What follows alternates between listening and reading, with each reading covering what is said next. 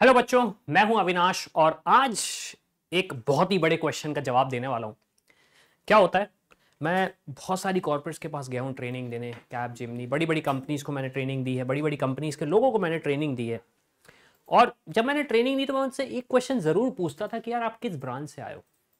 तो कोई बोलता था सीएस से आया हूं, कोई बोलता था ईसी से आया हूं। फिर मैंने काउंसलिंग देना स्टार्ट करी तो स्टूडेंट्स ने मुझसे सवाल पूछा कि भैया हम कौन सी ब्रांच ले रहे हैं, हम सीएस मिल नहीं रही है, हम क्या ईसी ले लें। तो ये बहुत बड़ा कन्फ्यूजन हो जाता है और काफ़ी सारे बच्चे इस कन्फ्यूजन में बिल्कुल ख़त्म ही हो जाते हैं। तो इस कन्फ्यूजन को आज हम दूर करते हैं। एक्चुअली में जानते हैं कि दोनों ब्रांचेस के बीच में डिफरेंस क्या है। अगर हमें एक ब्रांच नहीं मिल रही तो क्या हम दूसरी ब्रांच ले सकते हैं। अगर मुझे मान लीजिए सीएसई में गवर्नमेंट कॉलेज में सीएसई नहीं मिल रही तो क्या मैं गवर्नमेंट कॉलेज में ईसी ले सकता हूँ। उसके बाद मुझे क्या करियर में कुछ आगे बढ़ने को मिलेगा मौका या नहीं मिलेगा। या फिर मुझे ईसी लेना चाहिए, ईसी अगर मिल गई तो मुझे टेंशन हो जानी चाहिए कि मुझे जॉब नहीं मिलेगी। ये सारे इसके सारे क्वेश्चंस के आंसर मैं देने वाला हूँ। लेकिन एक चीज़ याद रखना, ब्रांचेस कैसे मिलती हैं, सही कॉलेज कैसे मिलता है, ये बहुत ज़्यादा डिपेंड करता है आप किस तरीके से चॉइस फिलिंग कर रहे हो। और अगर आपको ये जानना है कि आपके लिए कौन से सही तरीके हैं चॉइस फिलिंग करने के, कि आपको कैसे करना चाहिए, आपकी रैंक पे कौन सा कॉलेज आप टारगेट कर सकते हो, इन सारे क्वेश्चंस के आंसर आप कमेंट पे पूछोगे तो कोई आंसर नहीं देगा। बेटर ये है, नीचे जाओ, प्रोफाइल एनालिसिस फॉर्म दिया गया है उस पर जाके भरो, अपनी रैंक डालो, अपना क्वेश्चन डालो और हमारी टीम आपको रिस्पॉन्ड करेगी कि भाई आपको चॉइस फिलिंग कैसे करना है। और ऑब्वियस सी बात है, अगर आप चाहते हो कि एक प्रॉपर गाइडेंस मिल सके तो उसके डिटेल्स भी वो दे देंगे। लेकिन कमिंग बैक, अब जो हमारा क्वेश्चन है वो ये है कि सीएस और ईसी में डिफरेंस क्या है और कौन सी ब्रांच मुझे लेनी चाहिए। तो सबसे पहले हम जानते हैं सीएस में एक्चुअली होता क्या है। तो यहाँ पे मैं एक पेज ऐड कर लूँगा। यस, तो सबसे पहले हम जानते हैं कि सीएस एग्जैक्टली होती क्या है, मतलब सीएस में क्या है। कंप्यूटर साइंस की अगर हम बात करें तो कंप्यूटर साइंस जो ब्रांच है वो प्रोग्रामिंग ओरिएंटेड है। प्रोग्रामिंग ओरिएंटेड ऐसा कि कंप्यूटर को आपकी भाषा नहीं आती, आपको कंप्यूटर की भाषा नहीं आती, तो दोनों को बात करना है तो एक लैंग्वेज सीखनी पड़ेगी। तो उस लैंग्वेज को हम बोलते हैं प्रोग्रामिंग लैंग्वेज, एग्जाम्पल पाइथन, और दूसरी भी होती हैं। अब कंप्यूटर साइंस में आप क्या करते हो, कंप्यूटर साइंस में आप क्रिएशन करते हो चीज़ों का, छोटी छोटी चीज़ों को बनाते हो जो कि आगे जाके बहुत बड़ी हो जाती है। एक एग्जाम्पल, दो बंदे थे, यूक्रेन से थे, वो यूक्रेन से छोड़ के अमेरिका गए। उन्होंने कहा मुझे लोगों से बात करना है, मैं फ़ोन कॉल कर नहीं पा रहा हूँ, मैसेज भेजने के बहुत ज़्यादा पैसे लगते हैं, तो क्यों ना मैं कोई ऐसा सिस्टम बनाऊँ, कोई ऐसी एप्लीकेशन बनाऊँ जिसके थ्रू हम आपस में बात कर सके। उस एप्लीकेशन का नाम है व्हाट्सएप।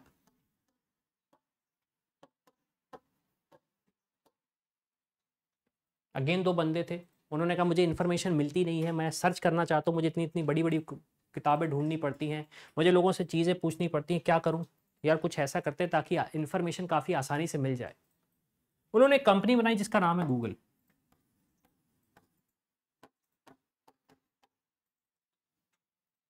फिर एक बंदे मिले, उन्होंने कहा कि यार दिक्कत ये है कि हम सबसे कनेक्टेड तो है लेकिन मैं किसी को जानता नहीं, मैं उसके बारे में जानता नहीं, मैं जानकारी लेना चाहता हूँ लेकिन मैं उसकी क्लास में नहीं हूँ या फिर मैं उससे मिल नहीं पा रहा हूँ। तो क्या कर सकते हो, क्या हमारे पास कोई एक डेटाबेस हो सकता है जिसके थ्रू हम देख सके, उनसे दोस्ती कर सके और बात कर सके। उन्होंने एक कंपनी बनाई जिसका नाम है फेसबुक। अब आप सोचिए, ये एक ऐसी ब्रांच है जो आपको इतना बड़ा पावर दे रही है क्रिएशन करने का। क्रिएशन का मतलब क्या, कोई ना कोई चीज बना सकते हैं। मुझे बहुत अच्छे से याद है, शायद साल होगा 2004 का, मेरे फादर मेरे पास आते हैं और कहते हैं मुझे एक वेबसाइट बनाना है।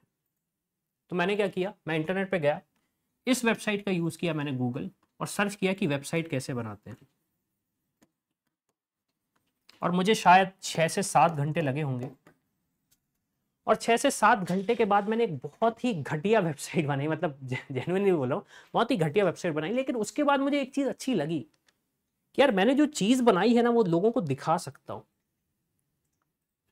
और उसके बाद मुझे समझ में आया कि कंप्यूटर साइंस की पावर क्या है। तो कंप्यूटर साइंस एक ऐसी ब्रांच है जिसका यूज करके आज, जिसमें मतलब प्रोग्रामिंग सीख के आप बहुत सारी चीजें बना सकते हो। कितनी सारी कंपनी है, जोमैटो, इंडिया की मैं बात कर रहा हूँ, जोमैटो, स्विगी, फ्लिपकार्ट, इन्होंने एक बहुत छोटी सी एप्लीकेशन बनाई थी और आज $1 बिलियन कंपनीज है। तो ये कैसे पॉसिबल हुआ? ये पॉसिबल हुआ कंप्यूटर साइंस ब्रांच के थ्रू। क्यों? क्योंकि यहाँ पे हम क्रिएशन मोड पे रहते हैं, हम यहाँ पे चीज़ों को क्रिएट करते हैं। अब दूसरी ब्रांच की अगर हम बात करें, दूसरी ब्रांच का नाम है हमारा ईसी। इसको हम ईसी भी बोलते हैं, इलेक्ट्रॉनिक्स एंड कम्युनिकेशन इंजीनियरिंग भी बोलते हैं। अगर मैं ऐसे ईसी बोलूँ तो समझेगा कि आप मैं इलेक्ट्रॉनिक्स एंड कम्युनिकेशन इंजीनियरिंग की बात कर रहा हूँ। अभी आप क्या कर रहे हो? अभी आप इस वीडियो को देख रहे हो। इस वीडियो को किस में देख रहे हो? आप अपने हाथ में तो देख नहीं रहे हो। या तो आप एक मोबाइल फोन से देख रहे होगे, या आप डेस्कटॉप के थ्रू देख रहे होगे, या फिर आपका लैपटॉप के थ्रू होगा। कुछ लोगों के पास स्मार्ट वॉच में भी वीडियो दिखता है, इतनी सी रहती है वो। कैसे पॉसिबल? ये पॉसिबल है कि आपके पास ये जो छोटे छोटे से डिवाइसेस हैं, ये कुछ इस तरीके से इंजीनियर किए गए हैं ताकि आप कोई भी वीडियो अविनाश से डायरेक्टली मिले बिना भी उसकी बातें सुन सको, और अविनाश आपको बिना जाने भी ये बता सके कि ईसी और सीएस में डिफरेंस क्या है। तो ये छोटे छोटे से डिवाइसेस से क्या हुआ? आपने इंफॉर्मेशन गैदर करी और इंफॉर्मेशन देखी, आप अपना वीडियो देख रहे हो।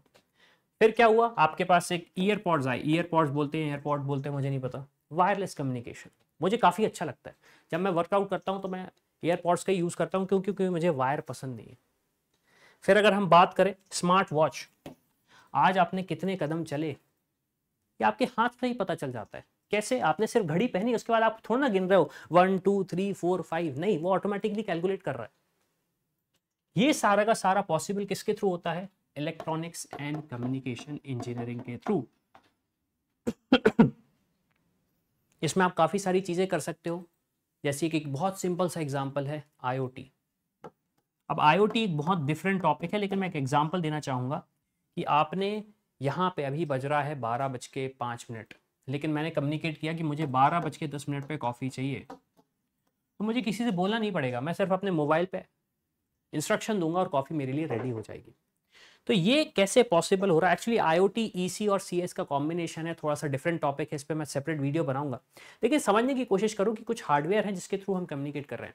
आपका लैपटॉप इतना सा छोटा सा डिवाइस इतना पावरफुल होता है कि आप प्रोग्रामिंग कर सकते हो, वीडियो देख सकते हो। कैसे पॉसिबल है? ये सारा का सारा पॉसिबल है इलेक्ट्रॉनिक्स एंड कम्युनिकेशन इंजीनियरिंग के थ्रू। तो डिफरेंस की अगर मैं बात करूं तो कंप्यूटर साइंस में आप प्रोग्रामिंग करते हो, ईसी में आप हार्डवेयर का यूज करके एक एफिशिएंट डिवाइसेस बनाते हो। अब जो सवाल आता है, अब मैं कुछ सवाल लेता हूं जो बच्चों के आते हैं यूजुअली। पहला, प्लेसमेंट बेटर किस में मिलता है?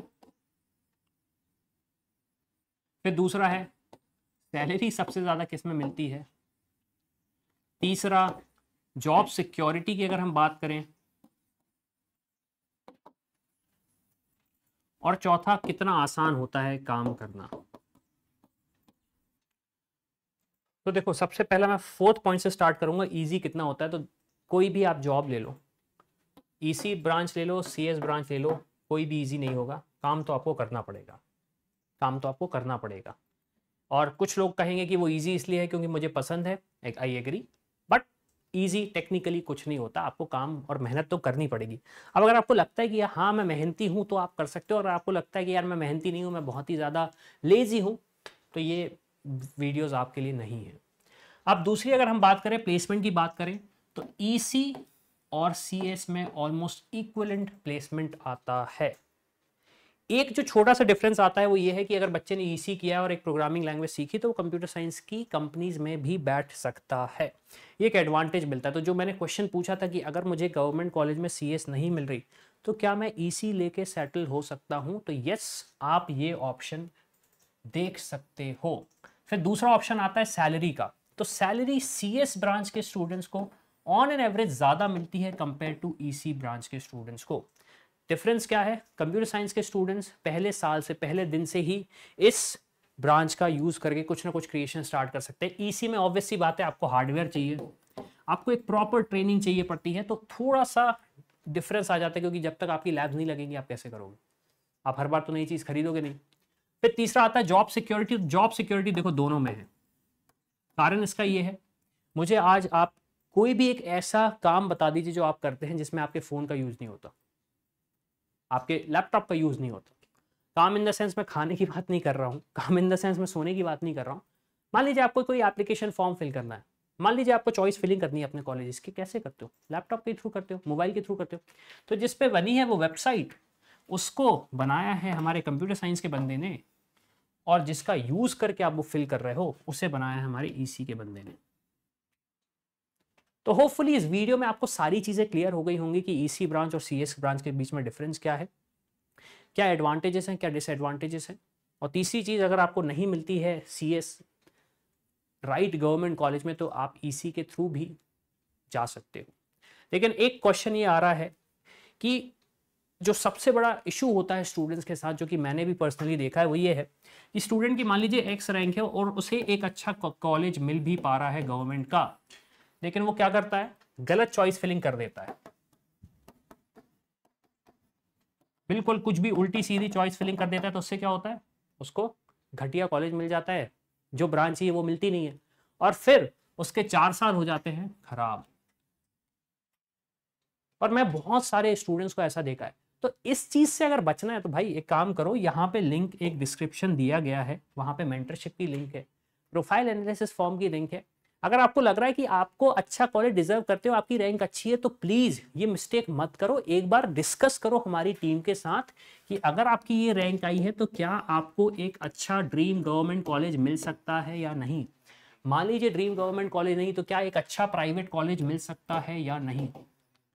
और अगर वो लगता है आपको मिल जाएगा तो प्लीज जाइए और डिस्कस करिए। हमारा एक प्रोफाइल एनालिसिस फॉर्म है, उसको जाके फिल करिए। हमारा एक मेंटरशिप का ऑप्शन है, जहां पे आपको हम हेल्प करते हैं चॉइस फिलिंग में, ताकि जो गलतियां मैंने बताई वो आप ना करें। तो इसी के साथ ये वीडियो खत्म होता है गाइज। होपफुली आपको पसंद आया हो। कोई भी क्वेश्चन हो तो प्लीज कमेंट करके बताइए। Thank you.